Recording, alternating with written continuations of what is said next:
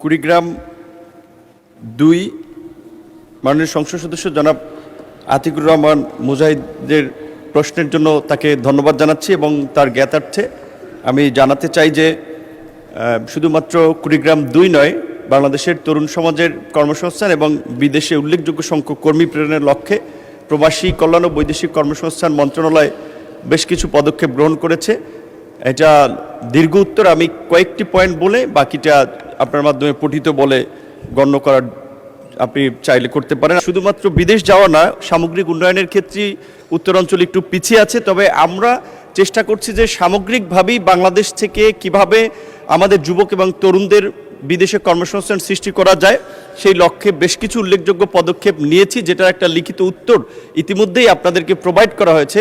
আশা করি আমরা এই সরকার কিছুদিন কাজ করতে পারলে এর একটা দৃশ্যমান অগ্রগতি আপনারা দেখতে পাবেন। ধন্যবাদ।